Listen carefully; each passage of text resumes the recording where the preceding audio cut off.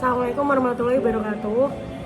Di sini kami akan memberikan video pembelajaran mengenai Pancasila sebagai sistem etika dengan kelompok kami yang beranggotakan saya sendiri, Rahel Sufna Anjani, kemudian ada Aderia Rizkyana, Amira Faradida Trisinta, Dilan Nurgastori, dan juga Tia Putri Wulandari. Yang pertama yaitu Pancasila sebagai suatu sistem filsafat pada hakikatnya merupakan suatu nilai, sehingga merupakan sumber dari segala penjabaran norma, baik norma hukum, norma moral maupun norma kenegaraan lainnya. Kemudian dalam filsafat Pancasila terkandung pemikiran-pemikiran yang bersifat kritis, mendasar, rasional, sistematis, dan komprehensif atau menyeluruh. Sistem pemikiran ini merupakan suatu nilai. Kemudian ada pemikiran filsafat tidak secara langsung menyajikan norma-norma yang merupakan pedoman dalam suatu tindakan atau aspek praksis atau berkenan dengan kehidupan dan aktivitas manusia, melainkan suatu nilai-nilai yang bersifat mendasar.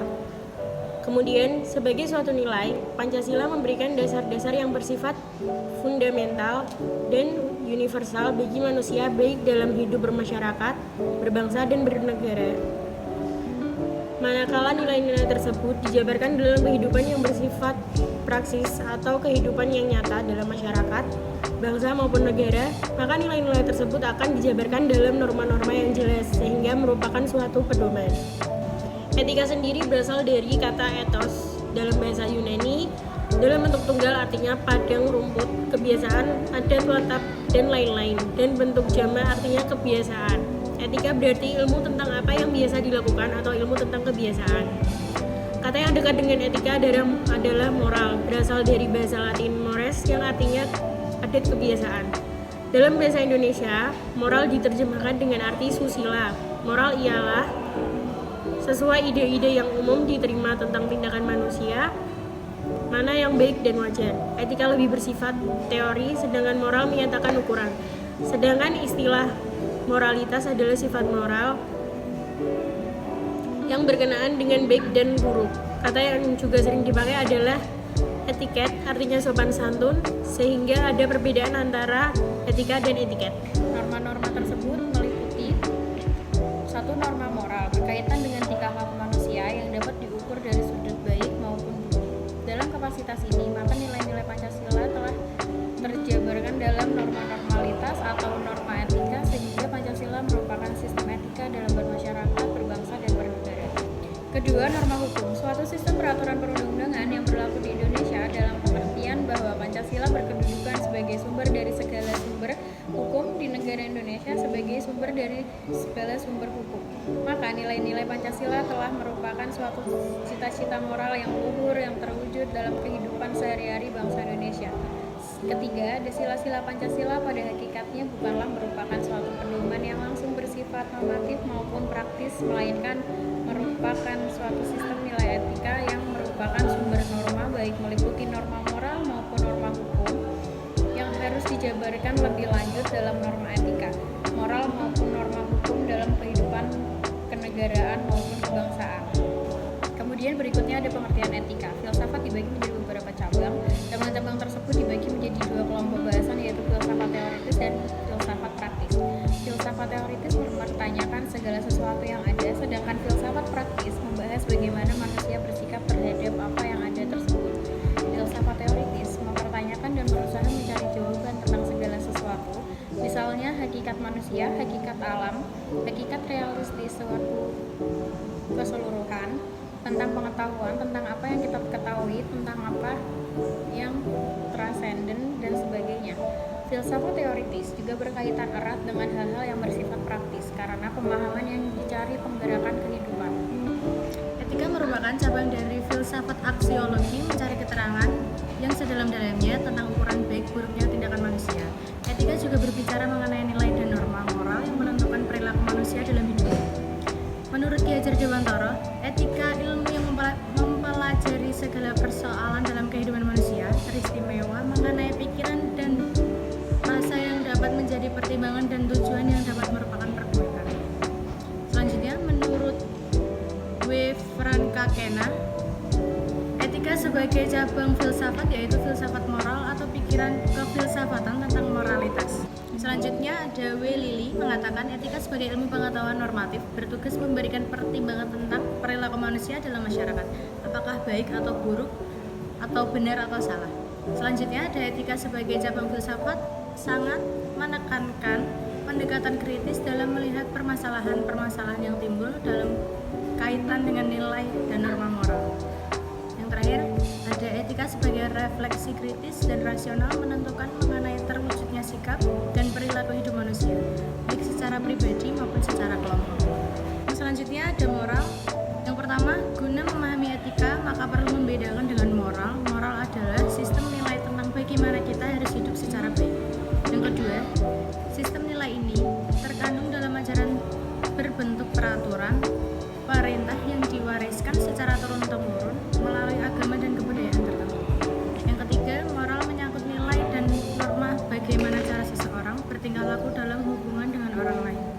Yang keempat, moral memberi petunjuk konkret tentang bagaimana kita harus hidup. Selanjutnya, tujuan akhir diwujudkan dalam pelaksanaan suatu perbuatan. Perbuatan dikehendaki karena mempunyai nilai. Yang terakhir, ada nilai moral tidak bisa berdiri sendiri karena berkaitan dengan nilai-nilai yang lain.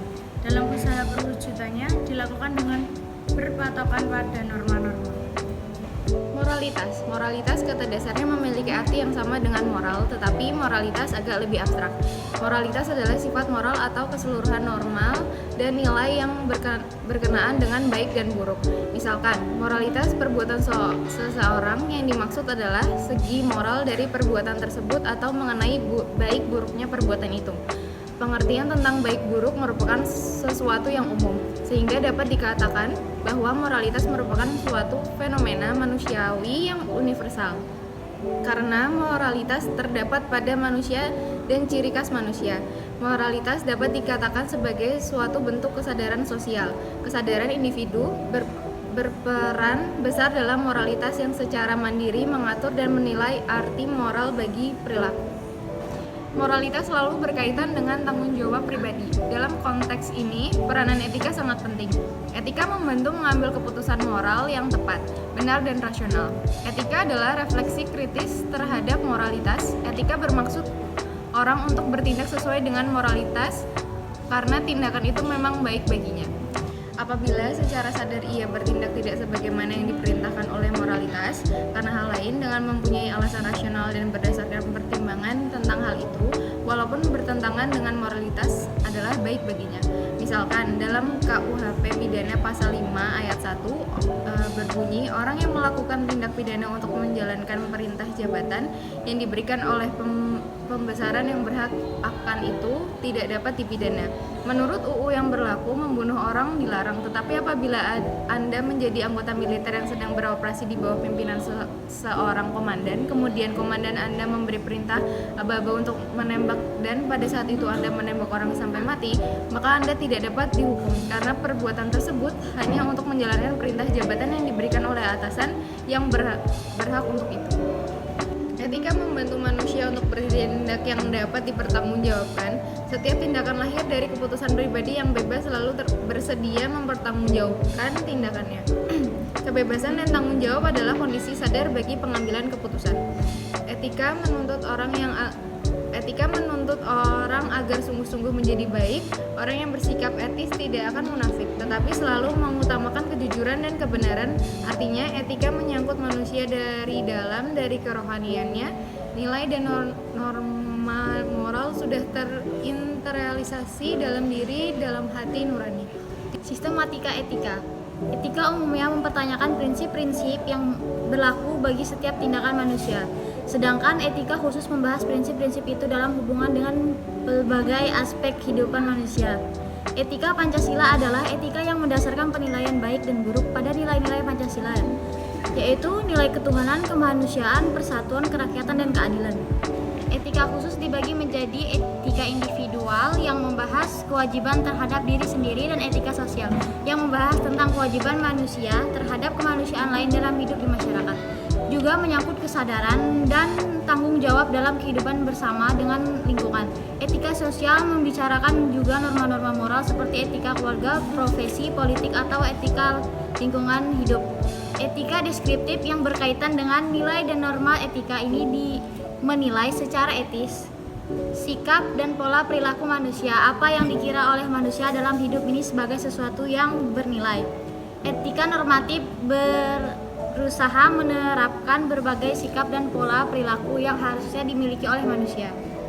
Apa yang seharusnya diambil, apa yang bernilai dalam hidup ini. Etika normatif berbicara mengenai norma-norma yang menuntut tingkah laku manusia, memberi penilaian dan menghimbau atau bertindak seharusnya berdasarkan norma-norma.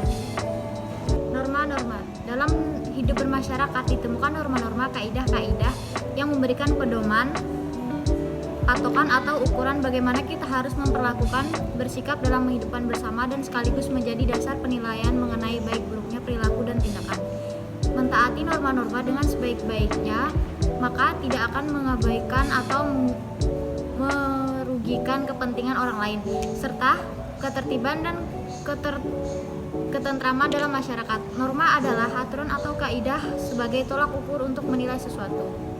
Dalam arti, norma moral merupakan kaidah penilaian terhadap tingkah laku manusia, apakah perilaku kita baik atau buruk dari sudut etis moral.